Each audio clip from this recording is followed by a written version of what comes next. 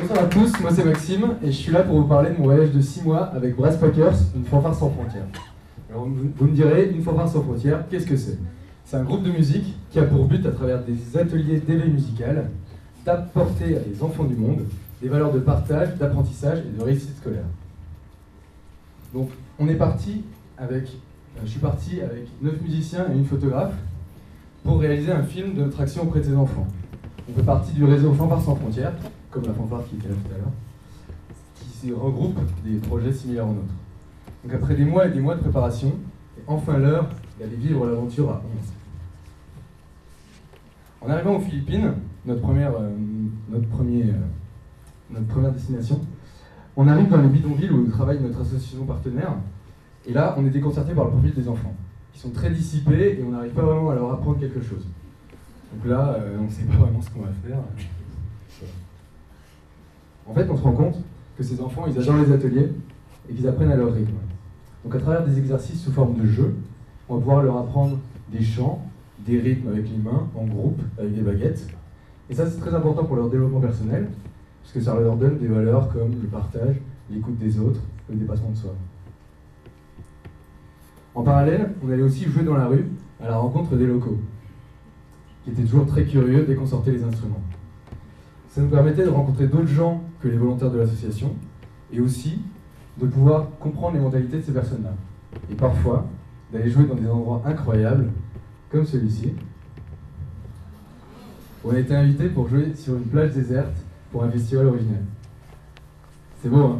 Puis ça change des bidonvilles.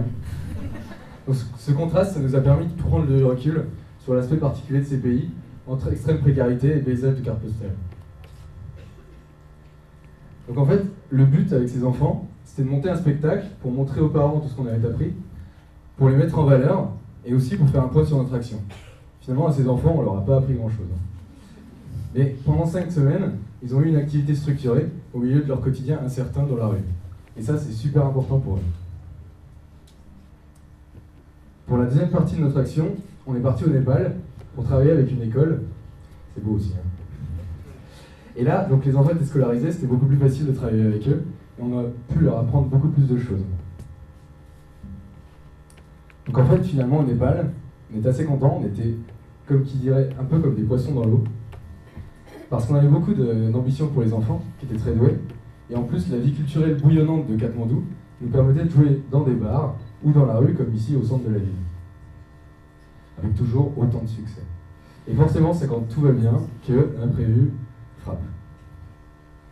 Donc au milieu de notre séjour au Népal, un tremblement de terre frappe le pays. Et donc, plus de peur que de mal pour notre petit groupe, mais on ne peut pas continuer à faire la solidarité avec l'école qui a subi de gros dégâts. On ne peut pas non plus rester en tant qu'humanitaire, puisque ce n'est pas dans nos compétences, et qu'une armée de l'ONU est en route pour le pays. Donc que faire? On se pose en groupe et on décide. Donc après avoir trouvé refuge dans un camp de l'ambassade française, on essaie de se mettre d'accord.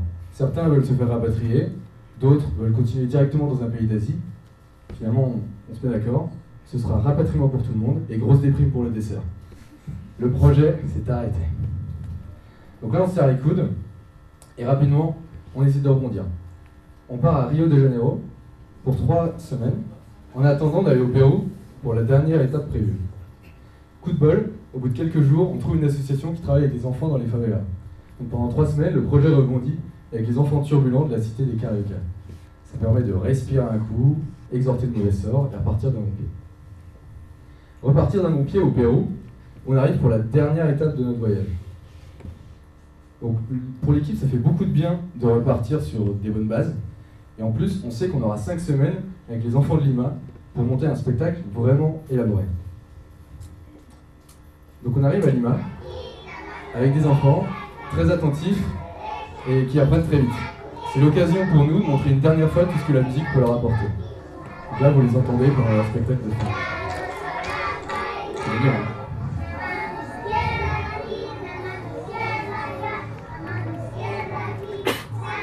Donc c'est à Lima que s'achève notre projet, au bout de 5 semaines de travail avec les enfants, et une comédie musicale que tous les parents adorent. une sorte de cerise sur notre gâteau déjà bien garni. Donc c'est avec regret qu'on doit prendre le chemin du retour. Le retour oui, mais avec quoi? Déjà, le premier message, c'est de ne pas hésiter à voyager en groupe, en grand groupe. Passer 6 mois avec 10 personnes, même des amis, c'est un vrai challenge, vous pouvez vous en douter. On a découvert, on a découvert des facettes de nous-mêmes et de l'autre qu'on n'aurait pas pu imaginer, et personnellement, je ne pourrais pas me définir aujourd'hui sans les liens que j'ai tissés avec ces personnes.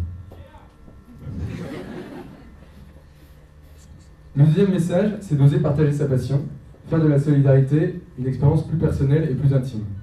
C'est apporter du sens à notre action pour nous comme pour les enfants, et alors apporter quelque chose qui n'est pas forcément mesurable, mais qui peut être que positif à terme pour leur développement personnel.